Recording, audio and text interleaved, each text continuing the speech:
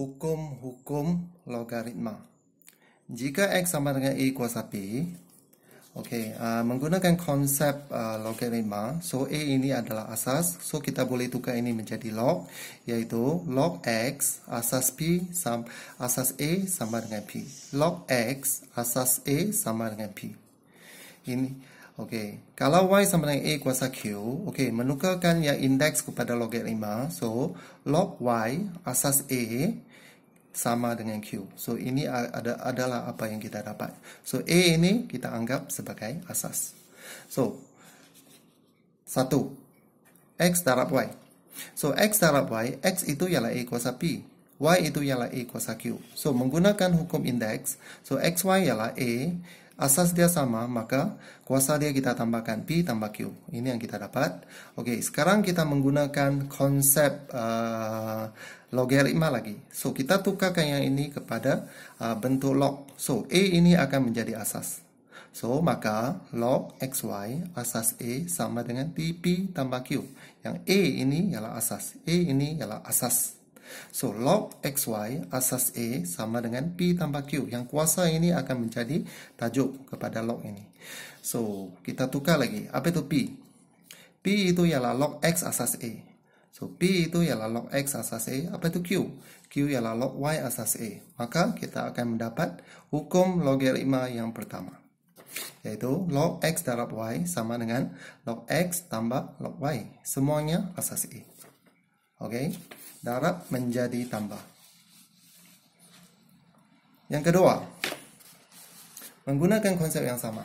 So, X bahagi Y. Apa itu X? X ialah A kuasa P. Apa itu Y? Y ialah A kuasa Q.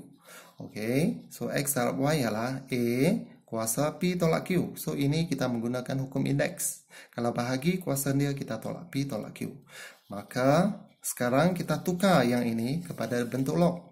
A ini sebagai asas, P tolak Q ini sebagai tajuk. So, apa yang kita dapat ialah log X per Y asas A sama dengan P tolak Q.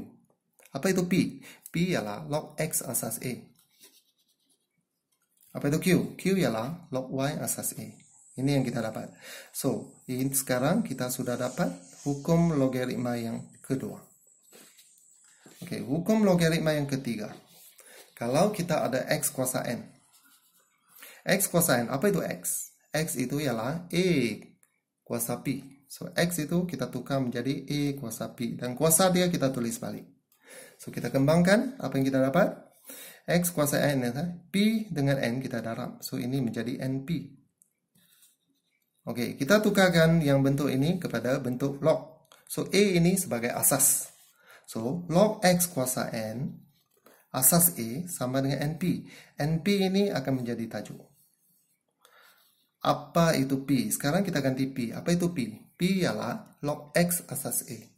So, P itu ialah log X asas A. Maka kita mendapat hukum logaritma yang ketiga. So di sini hukum logaritma kita ada 3 yang selalu kita akan gunakan selalu. So, yang pertama. Ini kedua, ketiga. So, log X darab Y kita akan kembangkan menjadi log X tambah log Y. X darab Y menjadi tambah. Apabila kita kembangkan log. Kalau X bahagi Y. Kalau kita kembangkan log menjadi log X tolak log Y. 1 log menjadi 2 log. Kita kembangkan. So, yang ketiga, kuasa. Kita boleh bawa kuasa ini ke depan. So, N darab log X asas A. So, kita kembangkan log. Dari sini pergi sini, kita kembangkan log. Dari sini pergi sini, kita gabungkan log. Nampak tak? 2 log. X tambah log Y. X, Y kita gabungkan menjadi 1 log. Kembang, kita boleh kembangkan log. Dan kita boleh gabungkan log. Ini adalah 3 hukum logaritma yang asas. Jangan lupa apa yang kita sudah pelajari sebelum ini. Log A asas A sama dengan 1. Log 1 asas A sama dengan 0. So kita akan menggunakan 5 yang ini dan untuk selesaikan masalah-masalah yang kita hadapi. So, contoh yang pertama.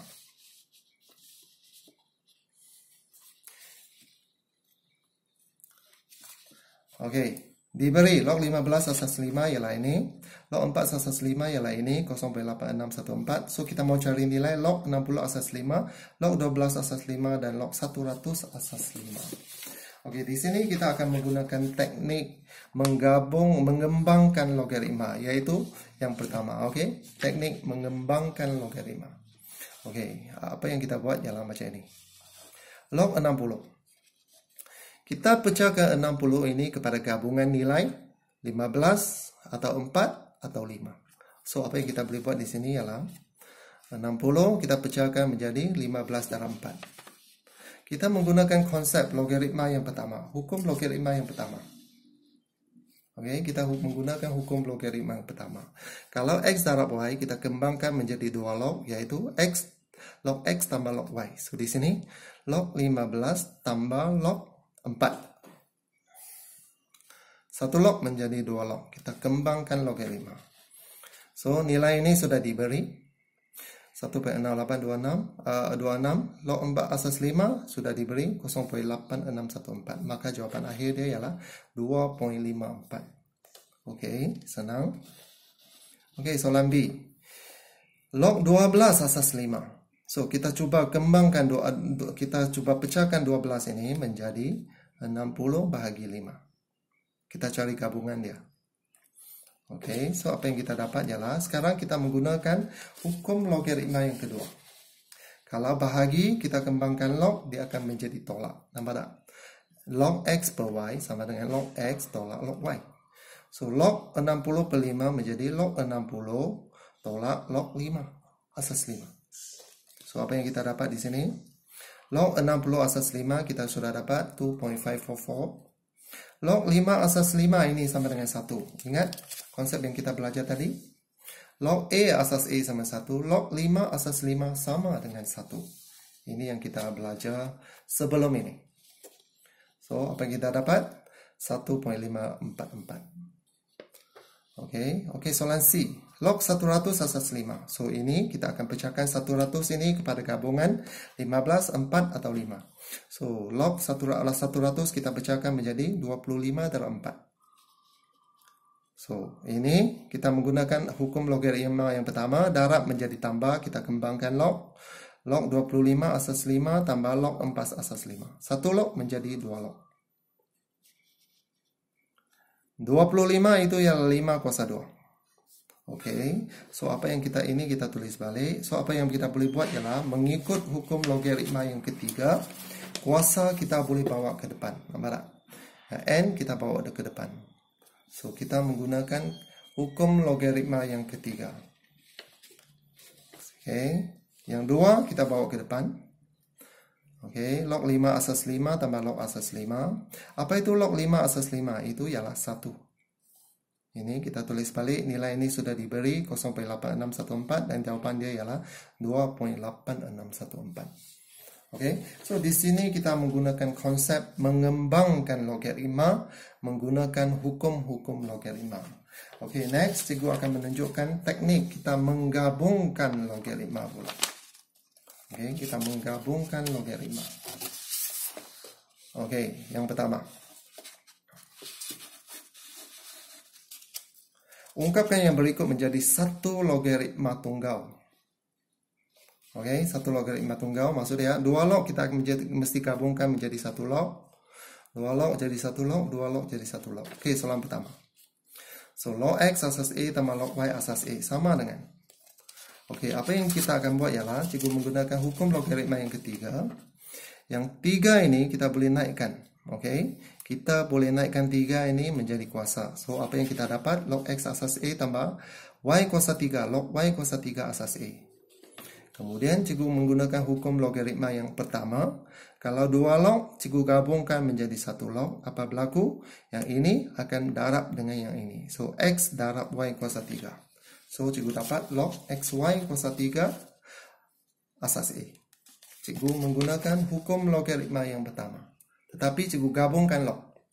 2 log gabungkan menjadi 1 log. Okey, yang kedua.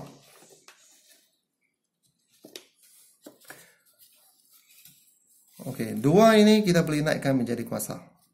1/2 ini kita boleh naikkan menjadi kuasa. Oke, negatif, dia akan negatif di sini. So, apa yang kita dapat? X kuasa 2, Y kuasa 1/2. Oke, asasnya sama, kita boleh gabungkan. 2 log menjadi 1 log. So, asas dia A. So, kalau tolak, apa berlaku? Ini X kuasa 2 bahagi Y kuasa 1/2. X kuasa 2 bahagi Y kuasa 1/2. Y kuasa 1/2 itu ialah punca Y. Ini yang kita dapat. Cikgu menggunakan hukum logaritma yang kedua. Yang ketiga pula. Sama. 2 ini kita naikkan jadi kuasa.